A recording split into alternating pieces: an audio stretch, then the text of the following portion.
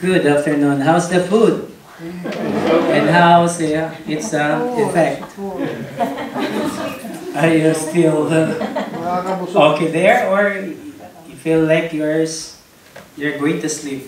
Okay, because that's most of the or the result sometimes. If you are hungry, so you're weak, and if you are full, it seems that you're happy to sleep. Okay?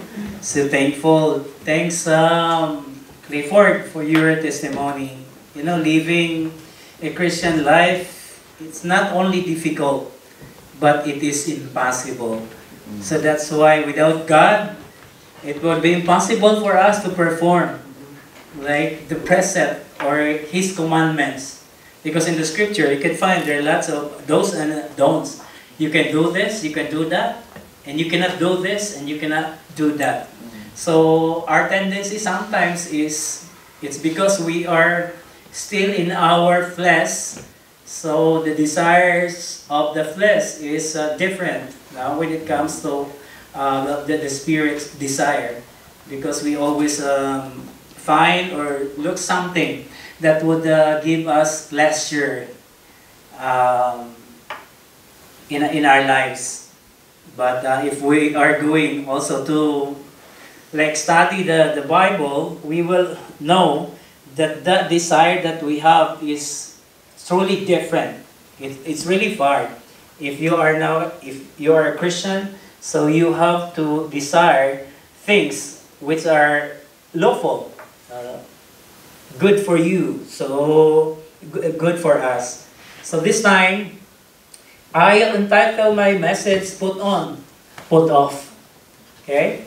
That's what I have told you a while ago, that there are a lot of things in the scripture that we need also to adhere. Because if not, if we will not follow it, the tendency is we will also suffer. Not because God will punish us, but we will be receiving also consequences. Remember Jonah, how he received consequences from the Lord. But God did not kill Jonah. And he did not even give a command to not the shark. No? I think it's the whale shark. So Hannah also is planning to go to Cebu because she wanted to see the whale shark in Oslo. I said, and I told Kisha, can you come with us? Oh yeah, but I will not swim with that giant shark, or else I will be swallowed. Don't worry, because that giant shark will spew you. Okay, in the dry land. So just like Jonah said, no, never. I will never swim with that.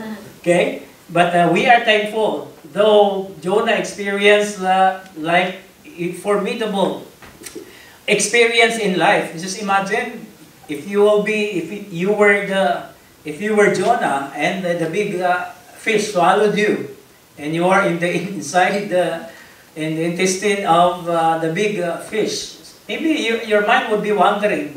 So what will be next? Tomorrow, maybe I will be melting here. Okay. So, but God is good because God is always teaching us to obey His will, and where we can find God's will in God's command, right? They said, "Oh, it's really hard to follow the will of God because the will of God is dangerous." No, the will of God is not dangerous because the will of God is the expression of His love toward us. You believe the one? Amen. Amen? So just always remember, when you say Amen, it means, yes, I believe God, I believe the commandments of God, therefore we are ought to follow it. Because if not, so we are just gaining more, what's that? Consequences from the Lord. Because in every mistake that we can do, there is always what? A consequence or consequences. So put on, put off. Here, in our passage here, in Ephesians 4:31, 32. Ephesians chapter 4, verses 31 and 32.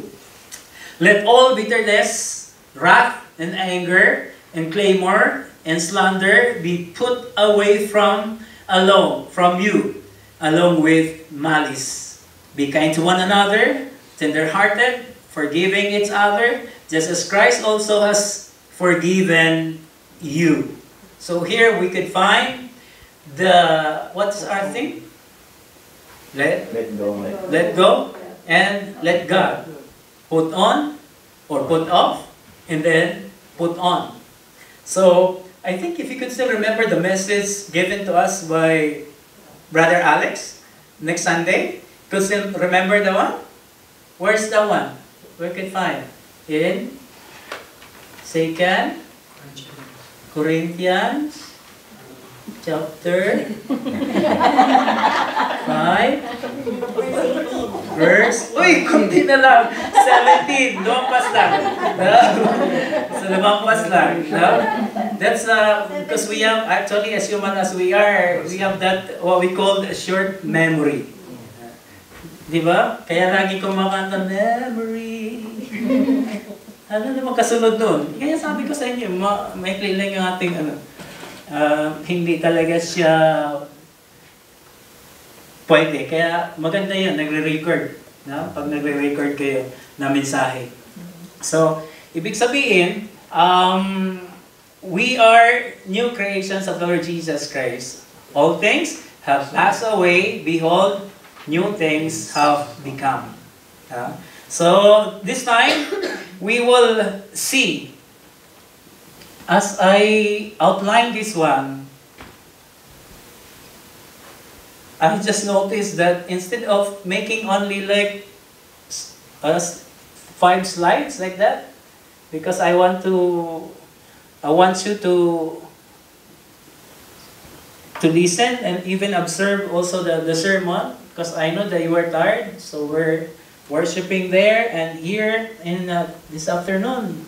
I think I heard while you were conversing with each other that you will play badminton this evening or basketball.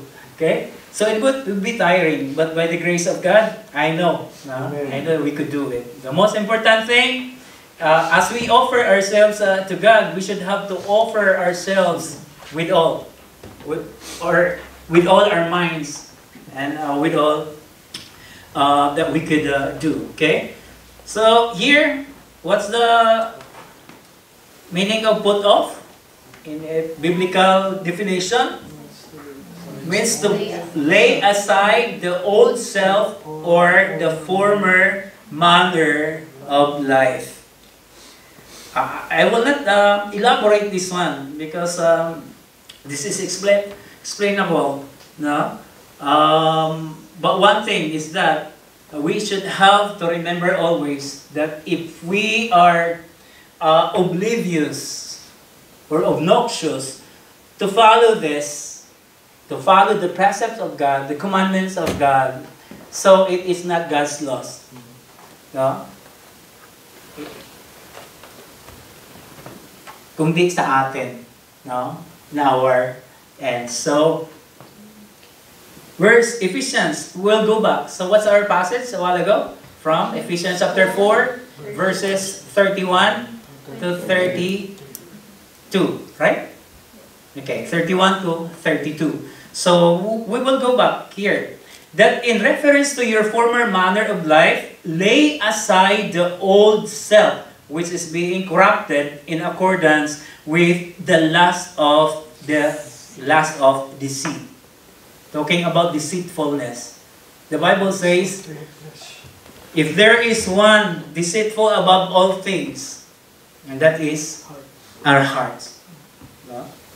Kasi, kaya nga, makanta pa nga tayo, sana, dalawa ang puso ko, hindi na sana mabibigo. Ay, grabe. Kung pwede hingan, tatluhin na lang No? Para sure ball. Yeah. Remember the song, Isang Linggong Pag-ibig? Abe, sino nakakanaw nun? Lunes, nang tayo'y magkakilala, Martes, muling magkita, Webes. Nagtapat na siya, no? Nagtapat ka ng pag-ibig, Webes. Inibig din kita, Viernes. Grabe mga puso nagsasayaan, mga ibon nagkakantahan. Sabado, biglang nagkatampuhan. Pagsabit ng linggo. Iba na ang giliw ko. Our hearts are deceitful above all things. I remember, talking about the deceitfulness, no? I remember a story about a guy who proclaimed himself as a healer, a fortune healer. And he said, because he is like in need of money also, that's why he proclaimed himself also as a witchcraft. Okay? He said, he put like a signage there, and he post that one at the front of his house. And there he said, whoever, it says in there that if you have sicknesses, just come to me, visit me, and I will heal you. And if I cannot heal you, I'll give you 1,000, not dollars, pesos. But if I can heal you, you will give me 1,500 pesos. And there's a guy, when he's reading the one, he said, oh, I can earn money because I will deceive this healer. Okay, so one day he went there and said, I am sick. Can you heal me? Because I saw your posting there, the signage. And yes, sir. So what is your sickness? Actually, my taste is just gone. I can't taste every food that I am eating. So can you heal that one? Can you heal me? Yes. Pero gusto lang niya magkakapera. Gusto niya na, sabi niya na hindi.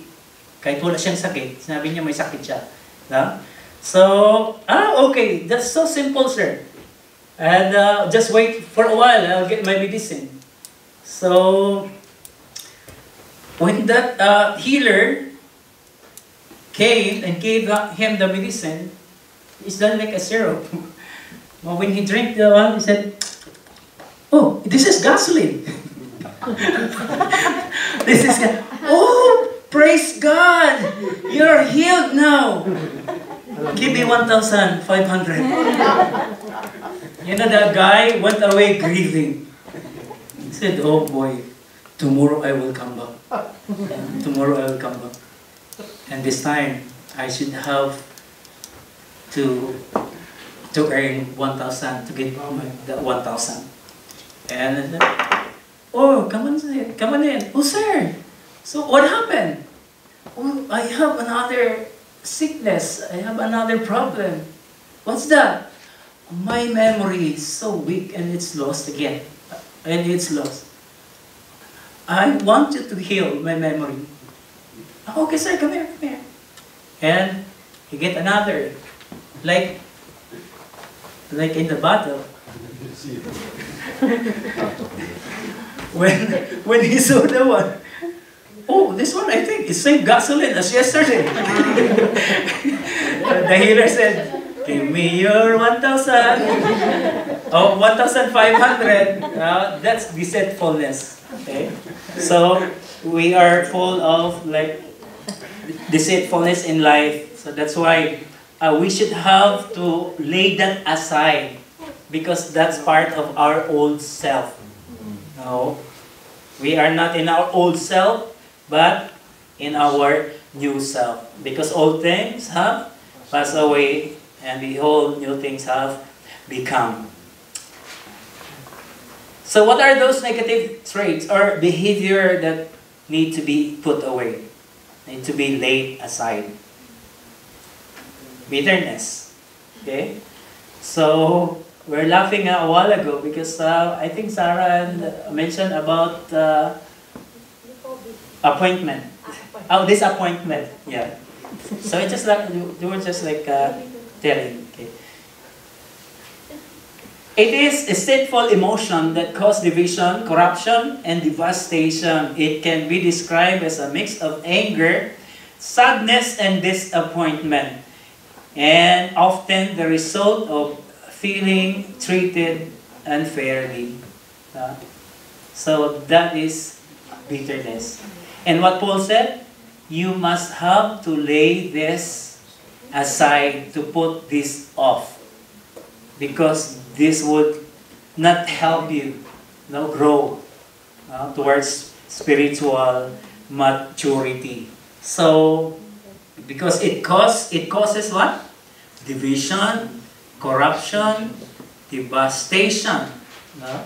So, ano lang, paano mo malalaman yung isang tao na napaka-bitter niya, napaka-ampalaya niya? Hindi lang yung ampalaya, what? Bitter melon, yung talagang native na ampalaya. Diba? Pag buwan sa isang tao, so for example, your best friend, how will you know that my best friend, if there's something like wrong with him or with her? Diba? Pag once tinanong mo, uy, kumusta ka? So, daan na siya dun. Uy, kumusta ka? Okay. Okay naman ako. No? Yung pala, nakarinig na siya ng masakit na salita. No? Kaya, nagtampururot na. Sulky. Nagiging sulky. No? So, di dapat ganun. Ano pa? Remember doon kanina? So, anong sabi ni Apostle Paul? Let all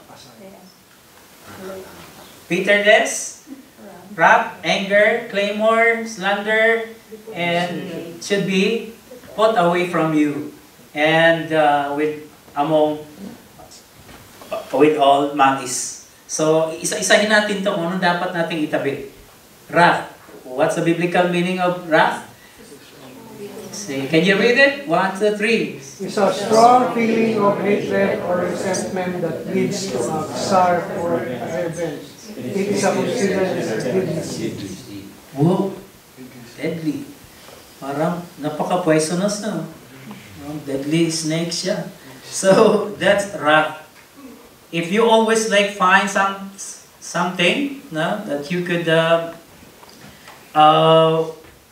fight back to that person to hurt you, and I know you will do it. But if we are in God, so we should have to put this aside. Sabi ni Lord, I will revenge.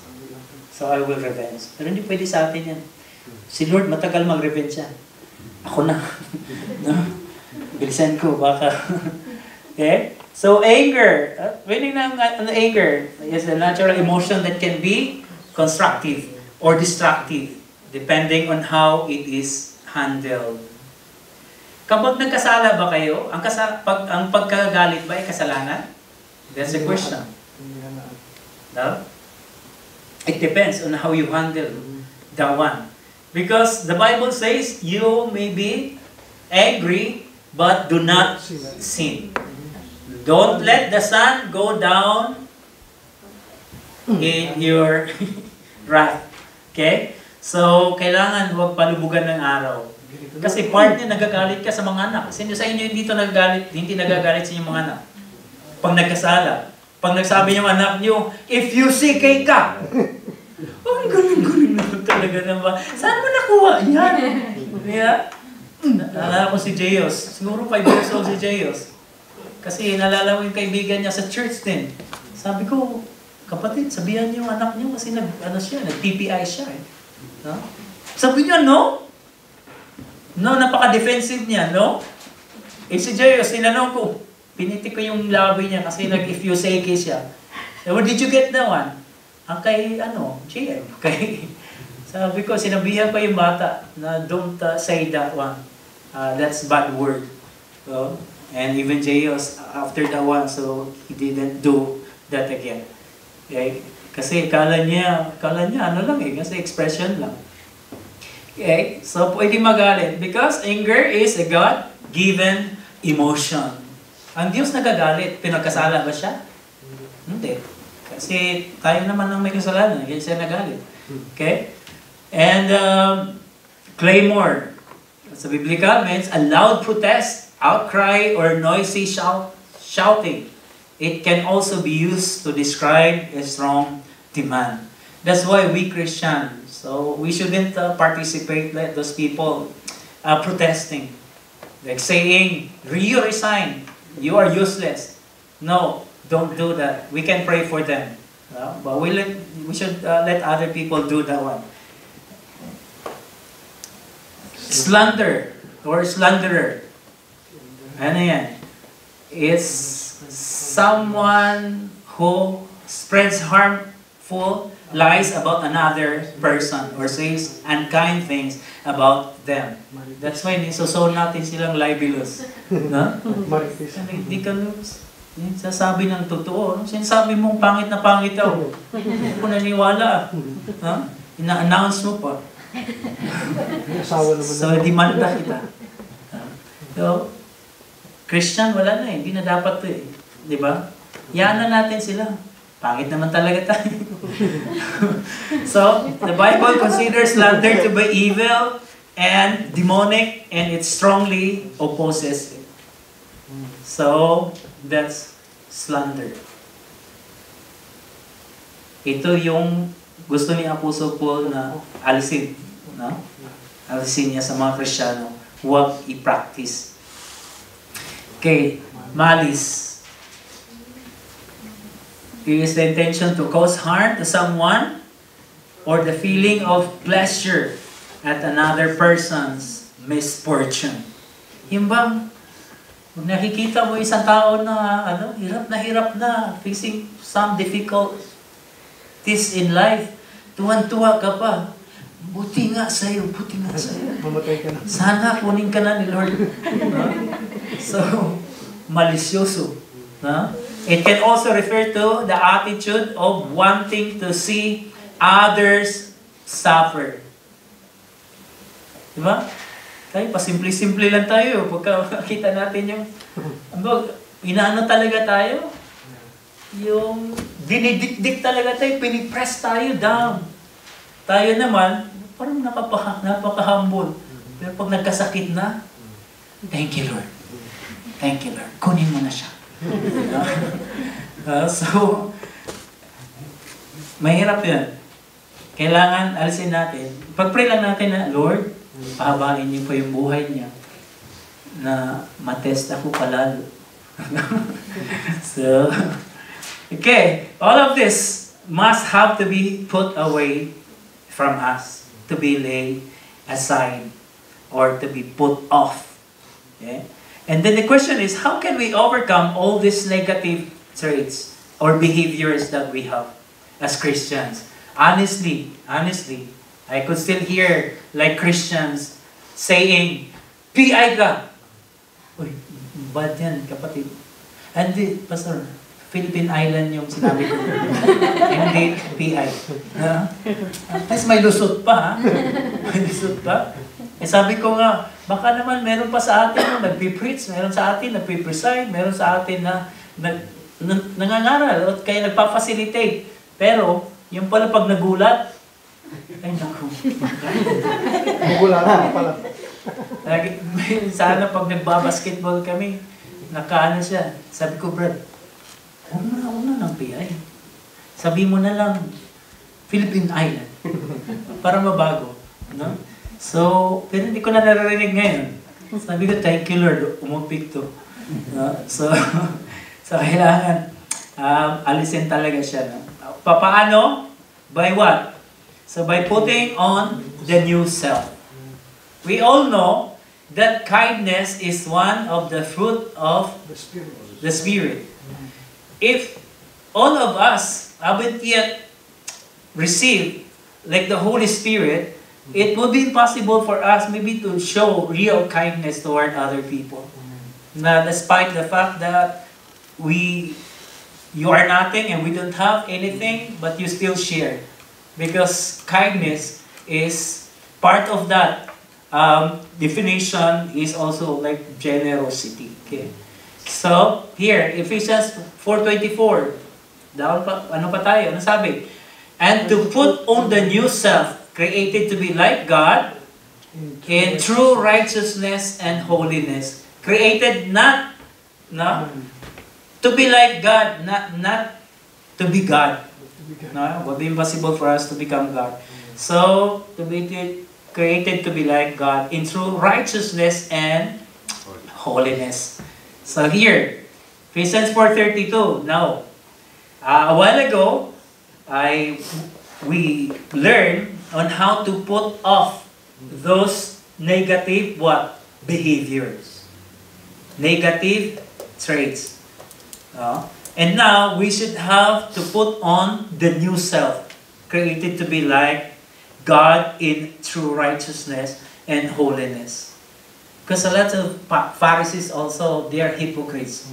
They are like pretending that they are kind to one another, but in reality they are not. But just also disguising or pretending. Okay. Verse 32 is be kind to one another. We'll be speaking here about kindness.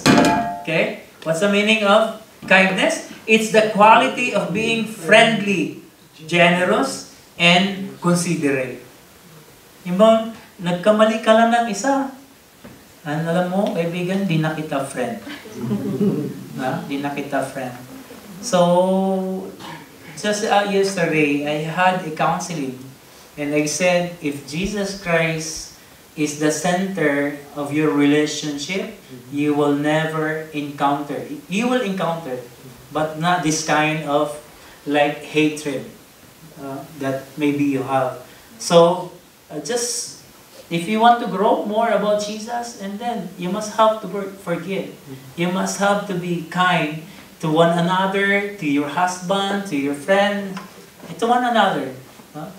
Mahirap yung one false mistake, one false move, you'll die. You'll be out.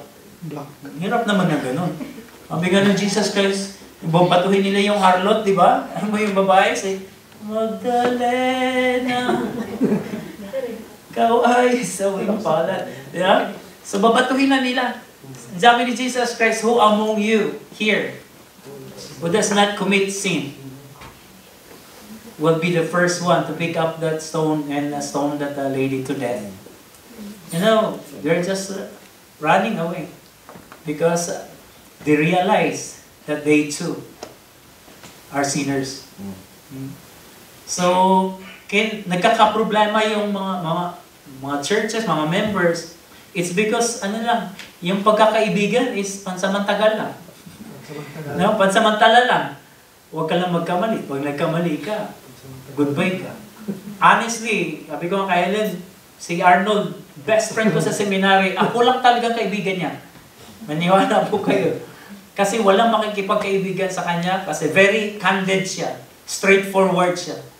Kaya, siguro mga girlfriend niya, may 50 na siguro. 50 na siya yung girlfriend niya. Kasi gusto niya, siya lagi ang right. Wala nang left.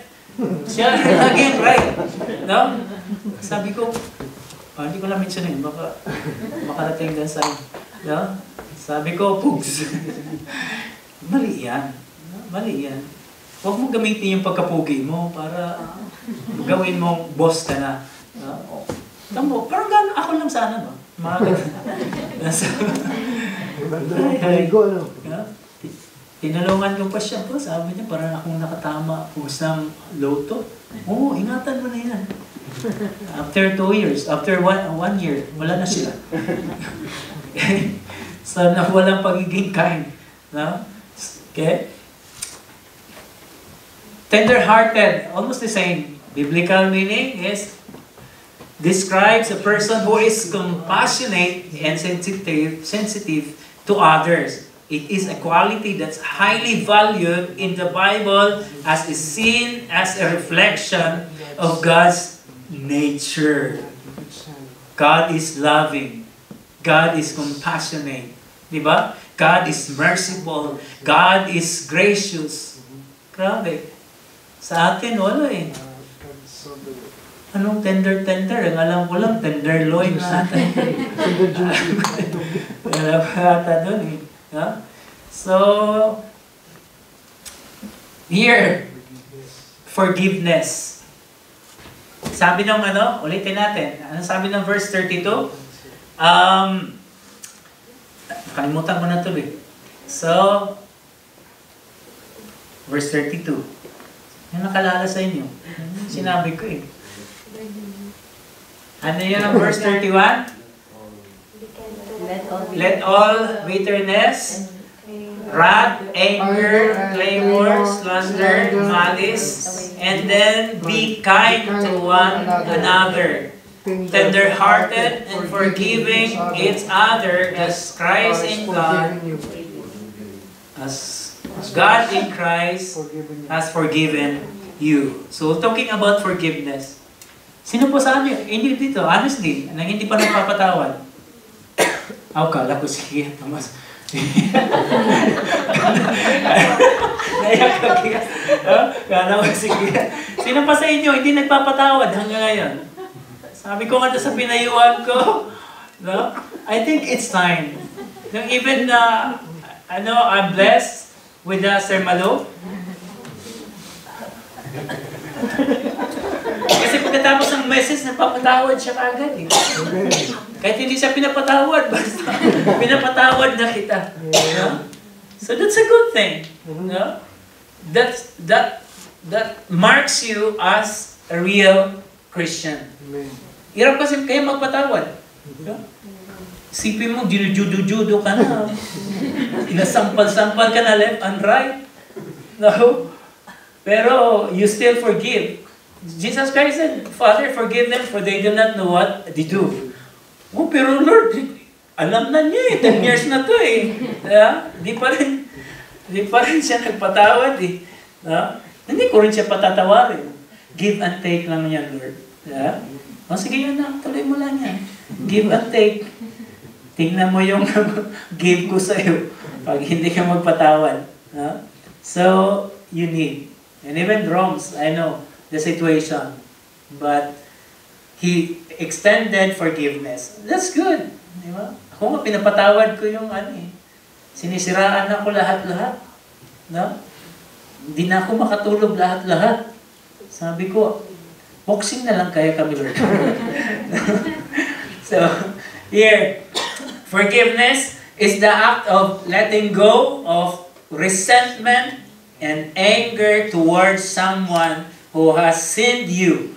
It is what? A decision to no longer hold a grudge or demand compensation for the hurt you have suffered.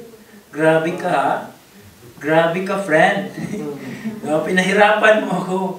Anong kabayaran yan? Walang kabayaran yan. So, walang kabayaran yan. Sabi, how much? Not how much. Don't ask me how much. How long? No? How long? Napatatawarin kita. No? Kapag na tumba na yung kawayan niya. Kasi di ba nagtatanim ng kawayan? Grabe yung kawayan. Pag hindi mo mapatay-patay yan. Pagka na yan, patatawarin lang kita. Kapag namatay na yung kawayan ang tinanim ko. No? Nagkalabog, dumami pa yung mga labong. Dinala na nga sa superstore yung bike. Hindi pa rin pinapatawad. So, okay, Ephesians 29:30. Ito yun. Napakaganda nito. Ang sabi doon, let no wholesome word proceed from your mouth, but only such a word as is good for edification. Yung edification ba? Yung sa ikalalakas. Sa ikalalakas. Hindi yung sa ikadadapa. No? So, according to the need of the moment, so that it will give grace to those who hear. That's why we should have to lay aside bitterness, wrath, anger, clamor, slander, and all, with all those malice. And we should have to put on these things. And if we will do that, pag ginawa niyo yun, tapos na. Mag-pray na tayo. Pag ginawa na yun. Kasi wala, no need to preach. Because if you could apply that one, so it's good. Diba? Rather than cherishing too much, no? sa mga iniquities na mayroon tayo nagawa sa ating Panginoon. So kailangan i-put on natin the newness of life. Put on the newness of life. Why? He said this, do not grieve the Holy Spirit of God, by whom you were sealed for the day of redemption. Dito lang tayo sa chapter 4 lang to, yung message na to, no? Pero patapos na rin tayo. Baka sabihin nyo, baka may chapter 5 pa yan. Wala na. No? So, ano po yung natin? Tandaan po natin. Put off, put on. Ano yung put off natin? Slander, mga manis. Old loss. Yan. Yung ano yung put on natin? Yung kindness, adapt natin. Tender-hearted, at saka yung forgiveness. Okay. So at least, tapos na tayo. Sana ma-remember pa rin natin, no? Yung mensahe.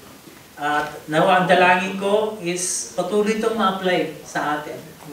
If we will surrender ourselves continually to God, I know na walang mga bagay na malaki na hindi magigiba. Lalo na yan kung part na yun doon sa bitterness na yan. Na kapag isinuko natin buhay natin sa Panginoon. Mag-pray tayo. Lord Jesus, thank you, O God, for your message today. I pray, Lord, that you would continue, O God, to work in the midst of us, Lord. I know, Lord, that because of you, O God, we remain in the ministry, O God, not because of our ability and knowledge, O God, but because, Lord, we follow, we adhere, O God, we obey, O God, your commandments, O God. There are at least 613 commandments, O God. I know, Lord, it will be hard for all of us to follow every commandment that you have for us. But by your grace and by your help, O God, we could. And help us, Lord, also to be friendly, to be generous, Lord, to be kind, O God, because that's what you really need to see, O God, in us, Lord, that we are walking that is in line with your will, O God, and plans in our lives. Lord, continue, O God, to bless each and every one of us, Lord, and even this ministry here in Weyburn, O God. I do pray, Lord, that you would continue to use us, O God. Many people, O God, will just come and join us, Lord, in our worship here. And I also pray, O God, for Kuya Jerry, Lord. Continue, O God, to extend your powerful hand, O God, and continue to show your miracle, O God, toward him. I know, Lord, it might be in the stage 3, O God, of this cancer, Lord, but I know, O God, that with you nothing is impossible. I know, Lord, if you have still the plans for him, O God, mission for him to do, Lord, I know that you will heal him, O Lord. Just like what he had experienced, O God. You healed him, O God. But I pray, O God, this moment, O Lord, that you would work, O God, through the medicine and use those doctors and nurses, O God, so that, O God, he would be able to feel you and would acknowledge you as his Lord, O God, and Savior, O Lord. Thank you so much, O God, once again. I pray also for Lucky and Princess, O God. Continue to help them grow, Lord, even though they are far from us. Thank you for the blessing. I know, Lord, that will be a great, big sign, O God, that you are indeed working, O God, on behalf of them, Lord. We thank you, Lord. There's no way out, but you made the way, O God, so that their sufferings, O God, would be appeased, O Lord. We thank you so much, O God, for everything. So I pray in Jesus' name. Amen and amen.